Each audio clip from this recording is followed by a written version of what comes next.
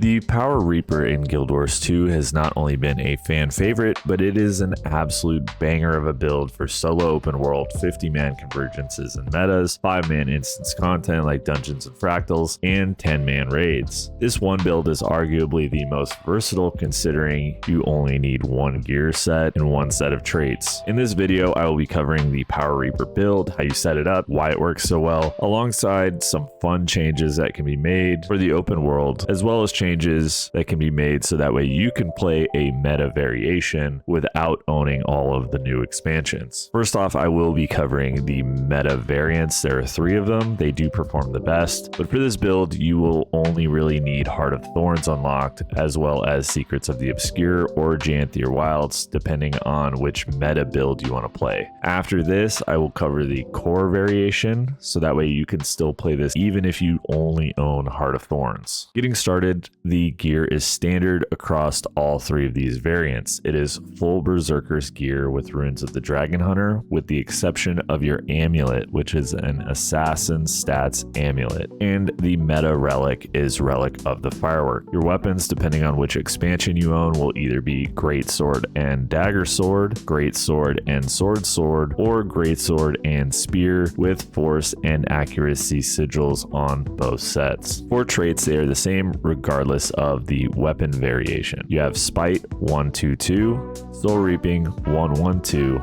and Reaper 213. For utilities, your standard loadout is Your Soul is Mine, Well of Darkness, Well of Suffering, You Are All Weaklings, and Flesh Golem. In terms of maximizing your DPS, you can sub out Flesh Golem or Lich Form, which is higher DPS, and You Are All Weaklings can be subbed out for any number of utilities. Spectral Grasp is good for dealing with trash mobs. Spectral Walk or Spectral Armor is a good independent stun break. Flesh Worm has its utility on certain encounters like Whisper of Jormag or on Doom, and Summon Shadow Fiend can be used to help with life force management. So now comes the rotation aspect of this build. For the most part, the rotation is the same. I will cover all parts that are the same first, and then I will go and cover the individual rotations for the weapon sets that vary. Then we will talk about the open world and the Heart of Thorns only variation. Before we do that, consider liking this video if you like the video, subbing to the channel, and if you want to support, you can use my referral link for Guild Wars 2 content or become a member of the channel with links that are in the description below. For all of these builds, you open on your Greatsword set by using Greatsword 5, which will activate Relic of the Fireworks, followed by Greatsword 4, and you want to weapon swap immediately after using Greatsword 4. Then you use your utility skills, You Are All Weaklings, Well of Darkness, and Well of Suffering, and then you enter Shroud. Reaper Shroud is where you get the majority of your damage, so you want to never delay entering Shroud. You use your Shroud 2 skill, then you auto attack chain until 2 comes off of cooldown. You use skill 2 again, then skill 4, auto attack chain, skill 2 again, and then skill 5 before leaving Shroud. Now, I know that counting auto attack chains can be annoying in rotation, so instead just focus on the cooldown of your Death's Charge skill, which is your skill 2, and just remember that you use skill 2, auto attack, skill 2 and skill 4, auto attack, and then skill 2 and skill 5 before leaving Shroud. The Shroud loop is the most important part of the rotation. The weapon skills are extra, so you should be focusing on getting the Shroud loop portion down and then worrying about the other stuff next. And because you weapon swap off of your Greatsword set, you will be on whatever alternate variation set you pick. For right now, we're going to cover Dagger Sword, and then we'll cover Sword, and then we'll cover Spear. This whole first portion with Greatsword into Shroud into the alternate weapon set is standard. So now if you are running Dagger Sword, you should use your sword skills interchangeably. So you use skill 4 and then skill 5 and then skill 4 and then skill 5, and then you weapon swap back to your Greatsword. You use your priority skills on Greatsword, which are skill 2, 3, 5, and 4, which skill 5 might not be off cooldown every time, and if it is not, you should skip it before re-entering Shroud. Again, this flow should be the same for every weapon set. So Greatsword, Shroud, and when exiting Shroud, being on your alternate weapon set, blowing your skills, weapon swapping back to Greatsword, back into Shroud, and so on and so on. The The sword priority list is skill 2, 5, 2, 4, 5, 4, alternating over the flips. And for the spear set, it is 3, 5, 4, 2, 1, 4, 2. Both sword and spear have their nuances. Same with the great sword. For sword, your skills need to be used interchangeably. For spear, your skills can easily cancel out each other. And for great sword, there are some aftercasts and animations that can slow you down. None of these are bad options, but it is very much a pick your poison situation. I will say that you can get fairly good numbers when camping just great sword. So if you want to forego the second weapon set, you can do that by just focusing on great sword and the shroud. And your great sword loop on any fight under 50% should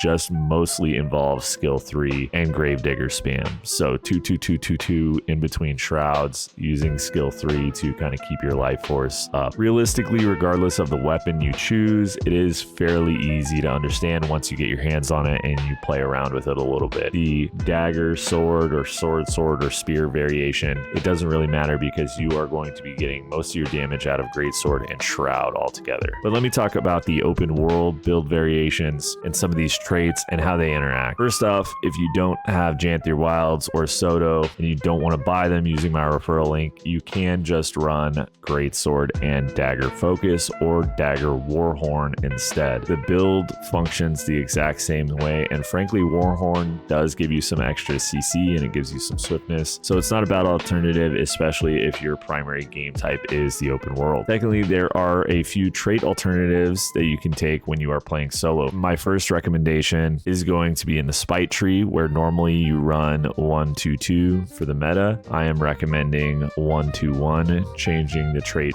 from close to death to dread. This will give you fury and quickness, so it is a good addition for open world builds, especially if you plan on running the Relic of Zakharos for some self-healing. Another nice to have change is changing Unyielding Blast in Soul Reaping to Speed of Shadows. This will give you the opportunity to shed movement impairing effects which slow down the open world gameplay. It also gives you additional swiftness when you are entering Reaper Shroud. I mentioned a relic swap from Fireworks to Zakharos, which is a Secrets of the Obscure relic. There are a number of other relics that would work well for the Power Reaper in the open world, so I'll go over them briefly. If you do own Visions of Eternity, Relic of the Pirate Queen is a good source of self-quickness. If you own Janthier Wilds, Relic of Rivers will give you some alacrity and regeneration, which is essentially giving you like full access to the meta boon roster in the open world, even if it is not permanent. If you own Secrets of the Obscure, Zakharos is great for healing.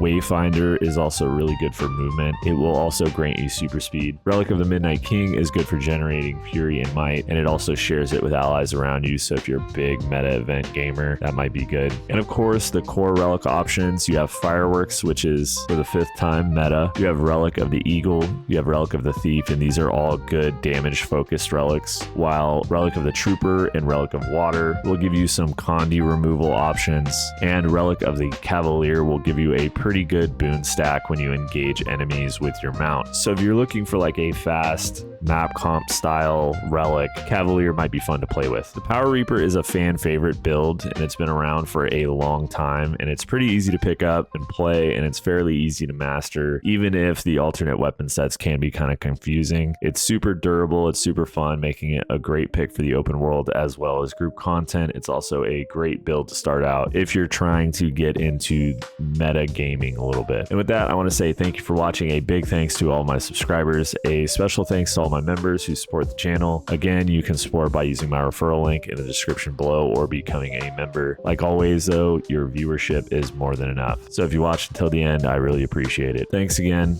and I will catch you on the next one. Peace.